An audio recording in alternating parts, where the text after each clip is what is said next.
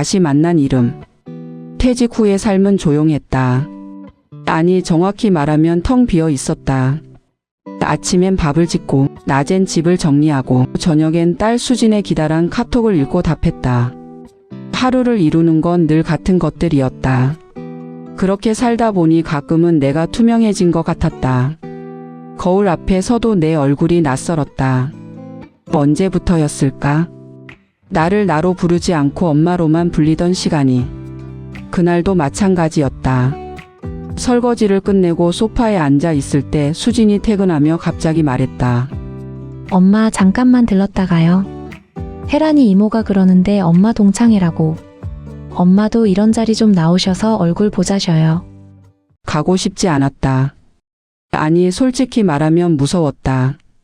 나이든 얼굴들 사이에서 어색하게 웃어야 하는 시간이. 하지만 거절하기도 어색했다. 수진이 잡아 끄는 팔에 이끌려 작은 카페에 들어섰을 때 나는 그 사람과 눈이 마주쳤다. 선호. 50년 전 내 첫사랑. 심장이 한 박자 건너뛰었다. 아니, 멈췄다가 다시 뛰기 시작한 것 같았다. 그는 나를 보자마자 아주 느린 속도로 일어섰다. 세월의 흔적이 역력한 얼굴이었지만 그 눈빛만은 변하지 않았다. 그리고 입을 연다. 여정아.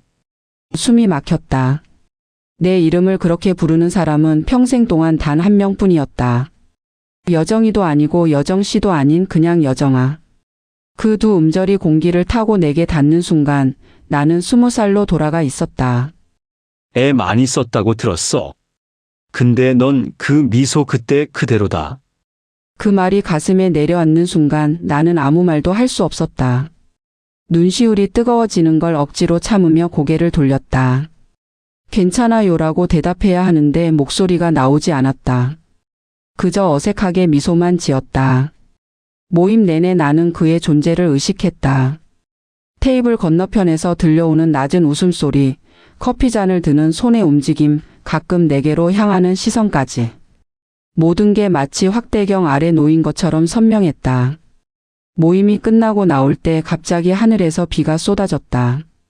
우산이 없다는 걸 깨달은 순간 선호가 다가왔다.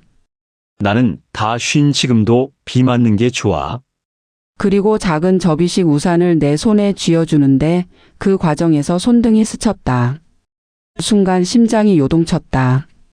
마치 40년 전 여름날 체육관 뒤편에서 처음 손을 잡았을 때처럼. 설렘 따위는 이미 내 삶에서 사라졌다고 더 이상 그런 감정을 느낄 수 없다고 믿고 있었는데 그 사람 앞에서 나는 다시 20살이 되어 있었다. 손끝에 남은 온기가 식지 않았다. 가슴이 두근거렸다. 이런 내가 낯설고 당황스러웠다. 엄마, 빨리 와요. 택시 문을 열고 부르는 딸의 목소리에 나는 화들짝 놀라 현실로 떨어졌다. 그 짧은 불러냄에 가슴이 쪼그라드는 걸 느꼈다.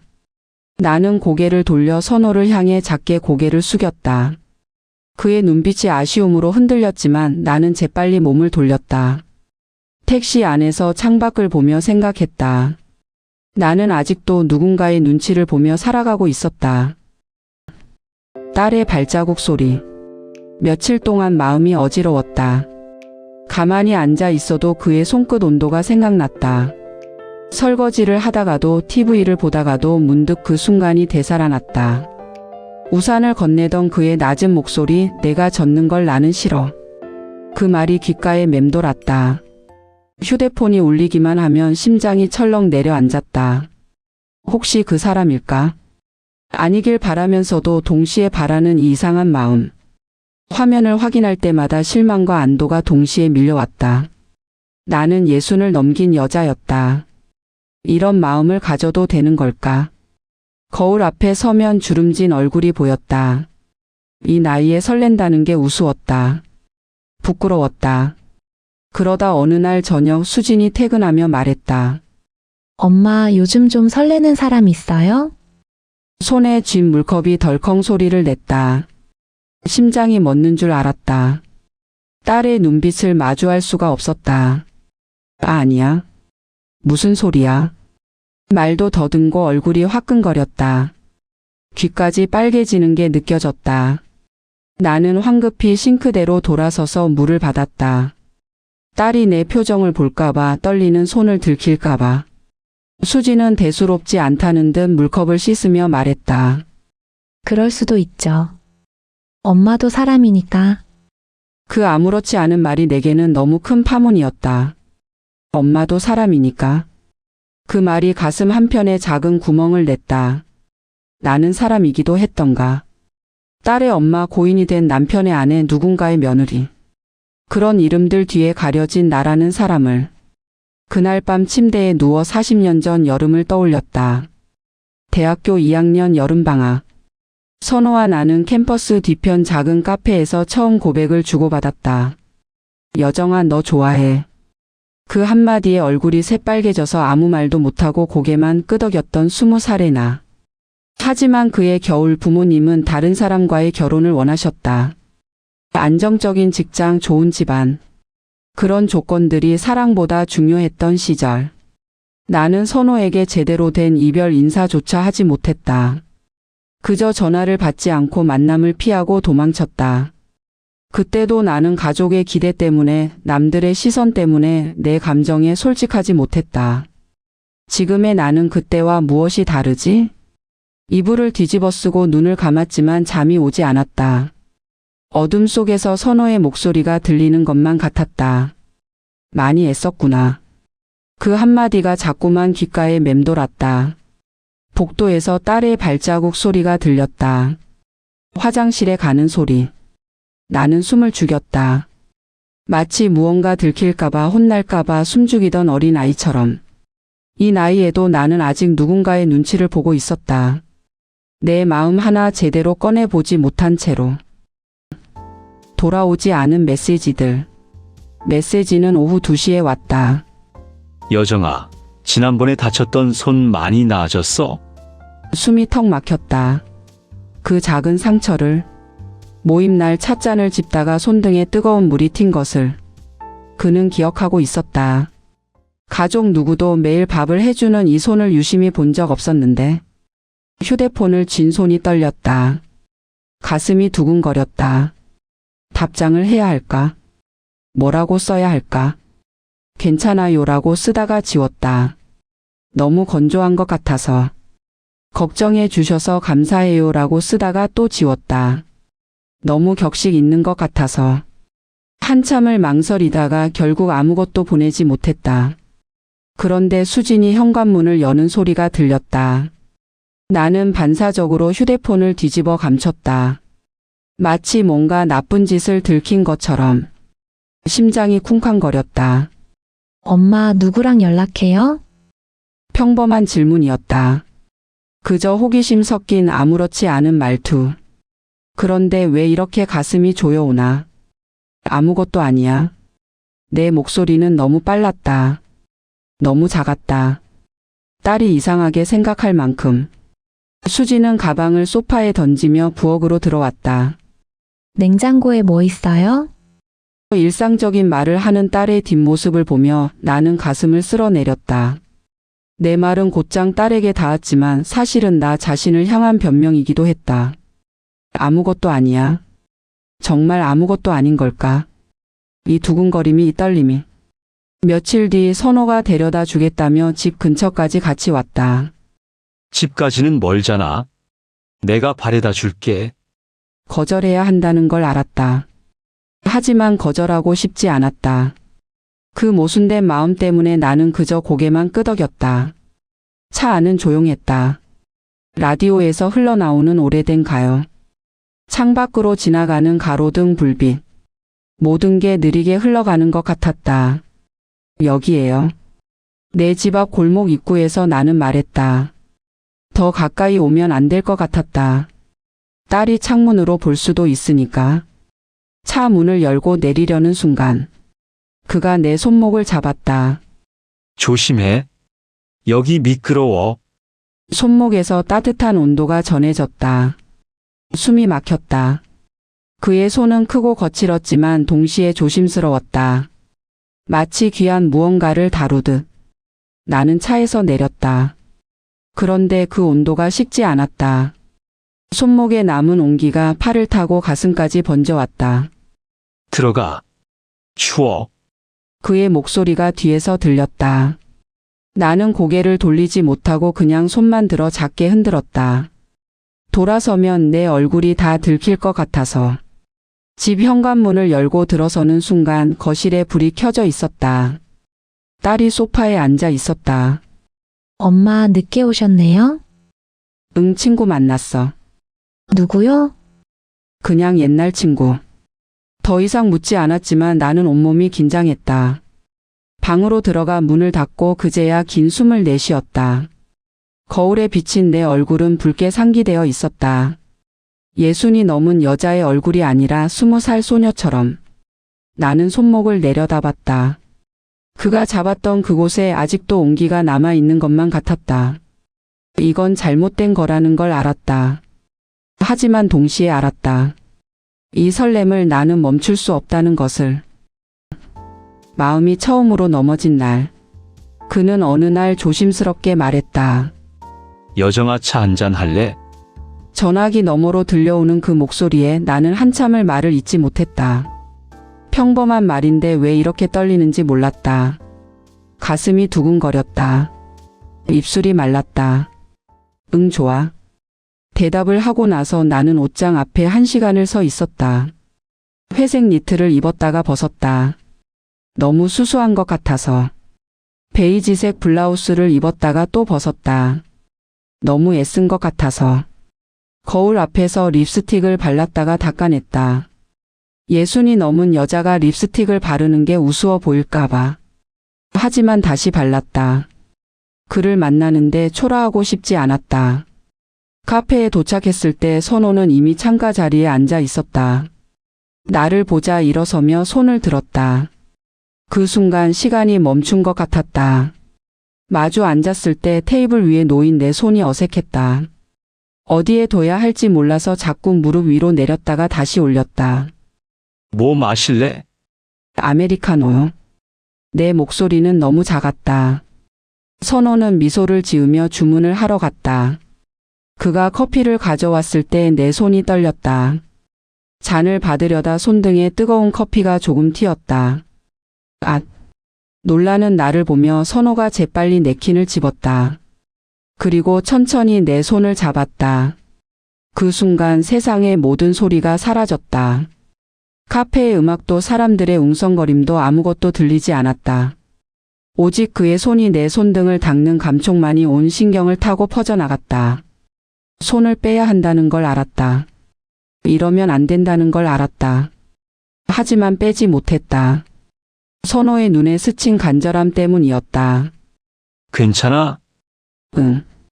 대답은 했지만 목소리가 나오지 않았다. 그는 한참을 내 손을 잡고 있었다. 닦는 신용을 하면서. 우리 둘 다 알고 있었다. 이건 손을 닦는 게 아니라는 걸. 그는 아주 작은 목소리로 말했다. 너 손 예전에도 따뜻했지. 숨이 멎는 줄 알았다. 가슴이 쿵쾅거렸다. 너무 세게 뛰어서 그가 들을까봐 두려웠다. 40년이 지났는데 그는 내 손의 온도를 기억하고 있었다. 나는 손을 빼냈다. 너무 급하게. 커피잔을 쥐고 창밖을 봤다. 얼굴이 화끈거렸다. 심장이 터질 것 같았다. 여정아. 그가 불렀지만 나는 고개를 돌릴 수 없었다. 돌아보면 내 마음이 다 보일 것 같아서. 나 오늘 너 보고 싶어서 미칠 것 같았어. 그 말에 나는 그를 봤다. 선호의 눈빛이 흔들리고 있었다. 60이 넘은 남자의 눈이 20살 소년처럼 떨리고 있었다. 나도. 말이 터져 나왔다.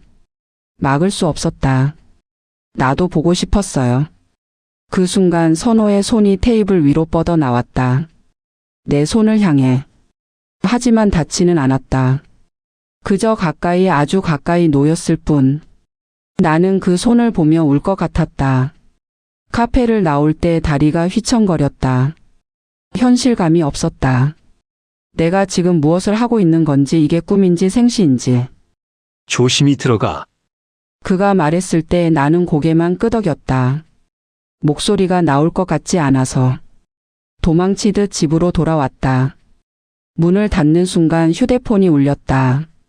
메시지였다. 여정아, 오늘 정말 보고 싶었다. 그 문장을 읽는 순간 눈물이 쏟아졌다. 억눌렀던 모든 것들이 한꺼번에 무너졌다. 40년 동안 참아왔던 것들이, 엄마로 아내로 며느리로 살면서 접어두었던 나라는 사람이, 나는 정말 누군가의 마음에 이렇게 선명하게 떠오르는 사람이었을까? 바닥에 주저앉아 한참을 울었다. 슬픔인지 기쁨인지 알 수 없는 눈물이었다. 복도에서 딸의 발자국 소리가 들렸다. 나는 급히 눈물을 닦고 일어섰다. 숨을 고르고 얼굴을 쓸어내렸다. 엄마? 왜 울어요? 수진이 문을 열며 물었다. 놀란 눈으로 나를 봤다. 나는 억지로 웃으며 말했다. 그냥 바람 때문에. 눈에 뭐가 들어가서. 무슨 바람이요? 창문도 안 열려 있는데. 수지는 의아한 표정이었지만 더 묻지 않았다. 그저 내 어깨를 토닥이고 나갔다. 혼자 남은 방에서 나는 휴대폰을 다시 봤다. 오늘 정말 보고 싶었다. 손가락이 떨렸다. 답장을 써야 할까? 뭐라고 써야 할까?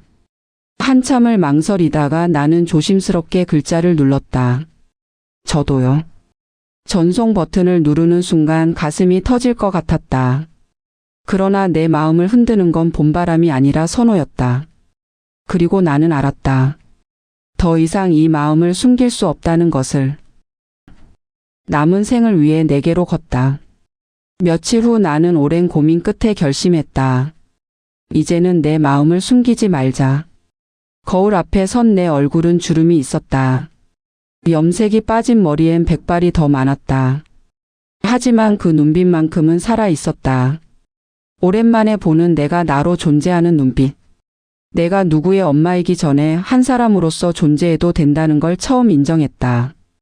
선호에게 먼저 연락했다. 오늘 시간 있으세요? 손가락이 떨렸지만 전송 버튼을 눌렀다. 답장은 금방 왔다. 있어. 어디서 볼까? 공원이요. 우리 처음 만났던 그 공원. 그날 공원엔 벚꽃이 흩날리고 있었다. 40년 전에도 이 길을 걸었다. 선호와 처음 손을 잡았던 곳. 고백을 들었던 벤치. 이별을 말하지 못하고 그냥 돌아섰던 그 모퉁이. 모든 것이 그대로였다. 변한 건 우리뿐이었다. 선호는 벤치에 앉아 있었다. 나를 보자 천천히 일어섰다. 그 동작이 예전보다 느렸지만 단단한 시선만큼은 여전했다. 왔구나. 응. 우리는 한참을 말없이 걸었다. 떨어지는 벚꽃잎들 사이로. 봄바람이 불 때마다 하얀 꽃잎이 눈처럼 날렸다. 여정아, 선호가 먼저 멈춰섰다. 그리고 나를 바라봤다. 오늘 너 왜 이렇게 예쁘냐? 그 말에 나는 웃으려다가 울 것처럼 목이 메었다. 글쎄 20살 때처럼 마음이 조금 뛰는 것 같아서. 선호의 눈빛이 흔들렸다. 그는 숨을 아주 깊게 들이마셨다. 그리고 한 발 더 가까이 다가왔다. 여정아, 나 너 놓칠 자신 없다. 그 말에 내 무언가가 무너졌다. 40년 동안 쌓아왔던 벽이, 내가 나를 가두었던 울타리가 한순간에 무너져 내렸다. 나는 아주 천천히 손을 들었다. 떨리는 손으로. 그리고 그의 손등 위에 내 손을 포겠다. 손끝이 닿는 순간 흐르는 공기까지 달라졌다. 시간이 멈춘 것 같았다. 벚꽃잎도 바람도 모든 것이 멈춘 듯한 순간. 선호 씨. 목소리가 떨렸다. 하지만 이번에는 숨기지 않았다. 이제는 나도 나를 살아볼래요. 그 말이 내 입에서 흘러나온 뒤. 선호의 손이 내 손을 아주 깊고 따뜻하게 감쌌다. 늦지 않았어. 우리한테는 아직 시간이 있어. 그의 목소리가 떨렸다. 60이 넘은 남자가 울먹이고 있었다. 40년을 기다렸어. 40년 동안 너를 잊으려고 했는데 못 잊겠더라. 나도요. 눈물이 흘렀다. 하지만 이번에는 슬픈 눈물이 아니었다. 나도 못 잊었어요. 한 번도. 우리는 한참을 그렇게 서 있었다. 손을 맞잡은 채로. 벚꽃이 우리 위로 쏟아지는 동안 지나가는 사람들이 우리를 봤다. 어떤 젊은 커플은 웃으며 지나갔다. 저렇게 나이 들어서도 사랑할 수 있다니 좋겠다는 말이 들렸다. 나는 그제야 깨달았다. 사랑은 나이를 묻지 않는다는 것을. 20살의 설렘도 60의 설렘도 똑같이 소중하다는 것을. 여정아, 우리 이제 시작해도 될까? 선호가 물었다. 조심스럽게 하지만 간절하게. 나는 고개를 끄덕였다. 응. 이제는 내 마음에 솔직하고 싶어요. 집으로 돌아가는 길 수진에게 전화했다. 수진아, 엄마가 할 말이 있어. 네. 무슨 일이에요? 한참을 망설이다가 나는 말했다. 엄마, 요즘 좋아하는 사람이 생겼어. 오래전에 알던 사람인데. 전화기 넘어가 잠시 조용했다. 나는 가슴이 철렁했다. 그런데 수진이 웃었다. 엄마 좋겠다. 진심으로. 정말? 네. 엄마도 행복할 자격 있잖아요. 당연하죠. 그 말에 또 눈물이 났다.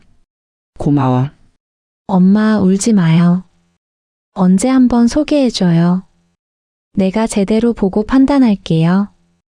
딸의 농담 섞인 말에 나는 웃었다. 오랜만에 진짜 웃음이었다. 그날 밤 선호에게 메시지를 보냈다. 우리 딸한테 말했어요. 괜찮대요. 곧바로 답장이 왔다. 나도 아들한테 말했어. 내 이야기 많이 했더니 그 사람이 누군지 궁금하대. 나는 휴대폰을 꼭 껴안았다. 20살도 아닌 60이 넘은 우리가 서로를 향해 걷는 이 순간. 세상이 뭐라 하든 늦었다고 말하든 상관없었다. 나는 알았다. 사랑은 때를 가리지 않고 단지 용기를 기다릴 뿐이라는 것을. 그리고 우리는 이제 그 용기를 냈다. 남은 생을 위해. 서로를 위해. 무엇보다 우리 자신을 위해. 마이너스. 에필로그. 1년 후. 선호와 나는 작은 결혼식을 올렸다. 화려하지 않았다. 가족들과 몇몇 친구들만 모인 소박한 자리였다. 하지만 내 인생에서 가장 행복한 날이었다. 수진이 내 손을 잡으며 말했다. 엄마 행복해 보여요. 진짜로. 응. 행복해. 선호가 내 손을 잡았다. 주름진 손이었지만 따뜻했다. 여정아, 사랑해. 나도 사랑해요. 우리는 웃었다. 낯간지러운 말이지만 입술 너머 소리로 내보는 이 말이 참 좋다. 60이 넘어 시작한 사랑이지만 이제부터가 진짜 우리의 시간이었다. 벚꽃이 다시 필 때 우리는 그 공원을 걷는다. 손을 맞잡고. 이번 생은 제대로 우리답게 살기로.